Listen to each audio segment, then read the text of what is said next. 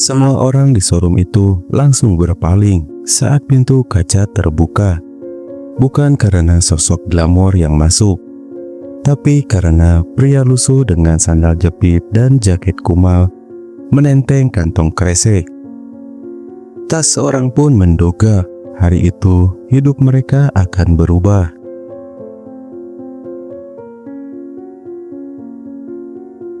Showroom mobil mewah Prime Auto Galaxy terletak di pusat kota. Gedung ber-AC dingin, lantai mengkilap, dan aroma parfum mahal menyelimuti ruangannya. Dan mobil-mobil sport mewah berjajar rapi. Damar, pria berusia sekitar 35 tahun. Rambutnya agak gondrong, wajahnya penuh debu dan sinar matahari. Penampilan seadanya, tapi tatapannya tajam, penuh perhitungan. Dan Rino, sales muda ambisius, sangat menjaga penampilan dan gengsi. Ia sering menilai orang dari penampilan luar. Mira, sales wanita yang lebih tenang, sopan, dan berhati lembut, meski kadang ragu mengikuti kata hatinya.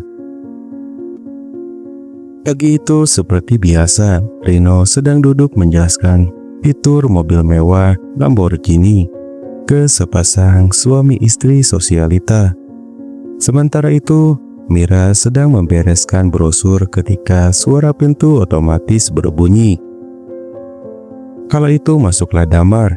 Sandalnya sudah aus, celananya belel, dan tas kresek hitam besar tergantung di tangannya. Semua mata langsung menatap, lalu berpaling dengan senyum sinis. "Tolong, saya mau lihat mobil yang itu," ucap Damar pelan, menunjuk ke arah mobil sport merah yang mencolok. Rina melirik cepat dari ujung kepala sampai kaki, lalu terkekeh kecil. "Yang itu, Mas yakin itu bukan mobil mainan loh? Harganya hampir 3 miliar. Vera yang dari tadi memperhatikan sempat ragu untuk ikut menyambut Damar. Tapi mereka melihat raut wajah lelaki itu yang tampak tulus dan tak tergoyahkan oleh hinaan. Hatinya mulai tersentuh. "Kalau Mas mau, saya bisa bantu jelaskan," ujar Mira dengan sopan. Meski terdengar setengah takut akan dimarahi oleh Rino. Damar mengangguk pelan. Ia tidak banyak bicara, hanya menatap mobil itu secara dalam-dalam. Seperti menyimpan cerita yang panjang, seolah mobil itu bukan sekedar kendaraan, tapi simbol dari sesuatu yang lebih dalam. Rino sengaja berbicara keras agar semua pegawai showroom mendengar. "Udahlah Mas, kalau mau numpang adem mah, bilang aja. Nggak usah pura-pura jadi sultan. Showroom ini bukan tempat untuk bermain-main." Damar tak membalas, ia hanya membuka tas kresek secara pelan-pelan. Di dalamnya terlihat sesuatu yang membuat Mira melotot dan membuat Rino mendadak terdiam setengah detik. Apa isi kantong kresek itu? Dan siapa sebenarnya Damar? Tangan Damar gemetar membuka kantong kresek hitamnya, bukan karena takut, tapi karena terlalu sering dianggap remeh. Kali ini ia ingin dunia diam.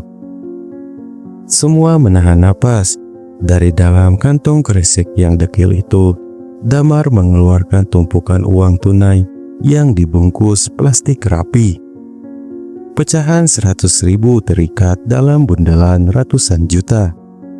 Beberapa pegawai langsung mendekat dan Mira menahan napas. "Nih, 1, 2, 3, total 2,8 miliar. Saya mau beli mobil ini, sekarang juga."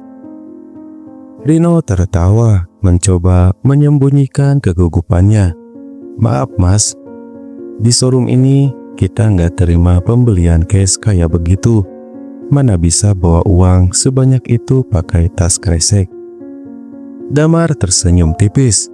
Saya sudah telepon manajer showroom ini kemarin. Namanya Pak Arif.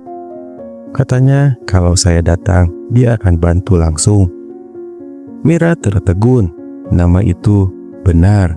Pak Arif memang bos besar showroom ini. Seorang pria yang sangat selektif terhadap calon pembeli mobil mewah. Dan tak lama, suara langkah kaki terdengar dari atas lantai. Semua menoleh. Pak Arif turun sambil tersenyum lebar dan berkata, "Ah, Mas Damar, sudah lama saya menunggu kedatangan Anda. Maaf, pegawai saya belum kenal siapa Anda sebenarnya." Semua mata membelalak. Siapa sebenarnya pria berpenampilan lusuh ini?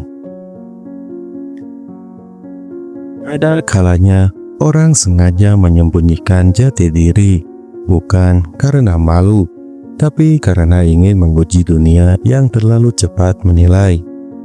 Pak Arif memeluk Damar, membuat semua orang makin bingung. Mas Damar ini dulu mentor bisnis saya waktu saya belum punya apa-apa. Semua ilmu saya pelajari dari beliau. Kalau bukan karena Mas Damar, showroom ini nggak akan berdiri. Rino seketika pucat. Mira menunduk, merasa bersalah. Dan Damar tetap tenang. Ia tidak membalas hinaan, tidak mencari pembenaran. Saya hanya ingin membeli mobil, bukan untuk dihormati. Tapi kadang manusia perlu diingatkan bahwa baju kotor tidak selalu mencerminkan isi dompet. Rino mencoba mengelak. Tapi Mas, tampilan Mas kan gak meyakinkan. Kami cuma jaga reputasi showroom ini. Pak Arif memotong tajam. Reputasi tidak dibangun dari penampilan luar, Rino. Tapi dari cara kita memperlakukan siapapun, tak peduli dia siapa. Damar memandang ke arah Rino dan berkata pelan, "Aku datang bukan untuk membuktikan aku kaya, tapi untuk melihat apakah dunia masih bisa melihat manusia di balik pakaian. Di balik kekayaan yang ia bawa tersimpan luka yang dalam. Bukan karena harta, tapi karena dunia terlalu sering menertawakan mereka yang tampak berbeda." Damar akhirnya memilih mobil sport merah menyala itu. Saat mobil dibawa keluar, semua pegawai menatap tak percaya. Mira mendekat perlahan. "Maafkan saya juga, Mas. Saya sebenarnya ingin membantu sejak awal, tapi saya takut ditertawakan." Damar menatapnya lembut. "Kamu tidak salah, justru kamu satu-satunya yang masih punya hati." Kemudian Damar menceritakan sedikit masa lalunya. Dulunya ia adalah seorang pemulung, tidur di emperan toko, hidup dari mengumpulkan kardus. Namun ia selalu menabung, belajar bisnis kecil-kecilan, hingga akhirnya terjun ke dunia properti. "Saya tidak butuh pengakuan. Saya hanya ingin dunia belajar sedikit lebih sabar dan sedikit lebih manusiawi."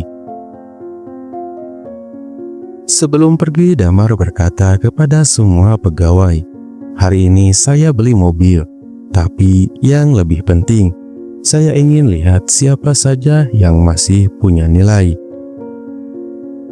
Kadang yang paling membungkam dunia bukan teriakan, tapi diam dari seseorang yang paling diremehkan. Damar masuk ke dalam mobil barunya. Semua masih diam, bahkan satpam showroom pun sambil melepas topi dan menunduk. Rino berusaha menyelamatkan muka. "Mas Damar, saya minta maaf. Mungkin tadi saya agak terburu-buru menilai Anda." Damar hanya menatap sebentar, lalu ia berkata, "Kalau kamu jadi orang kaya, jangan seperti saya hari ini. Jangan kamu buat orang lain merasa sekecil yang aku rasakan tadi. Mobil pun menyala, suaranya menggelegar. Pintu showroom terbuka otomatis. Damar pergi tanpa menoleh lagi. Semua pegawai masih berdiri di tempat terdiam. Rino tak bisa berkata-kata. Hari itu showroom kehilangan gengsi, tapi mendapatkan pelajaran yang jauh lebih mahal. Uang bisa beli mobil, tapi hanya hati yang bisa beli hormat. Beberapa hari kemudian, Mira mendapat surat kecil yang dikirim ke showroom. Di dalamnya hanya ada secari kertas bertulisan tangan. Jangan berhenti jadi manusia yang melihat dengan hati. Dunia butuh lebih banyak orang seperti kamu. Dari Damar. Mira tersenyum. Ia bingung kenapa merasa terharu padahal hanya mengenal sebentar. Sementara itu, Rino mulai berubah. Ia lebih sopan terhadap semua pengunjung showroom, bahkan mereka yang datang hanya untuk melihat-lihat. Damar tidak pernah muncul lagi, tapi cerita tentang gembel beli mobil sport jadi kisah legendaris di showroom itu. Dan sejak hari itu, setiap pegawai showroom belajar satu hal. Jangan pernah remehkan orang hanya dari baju yang ia kenakan, karena di balik pakaian lusuh bisa jadi tersimpan hati dan dompet yang lebih dari sekedar miliaran.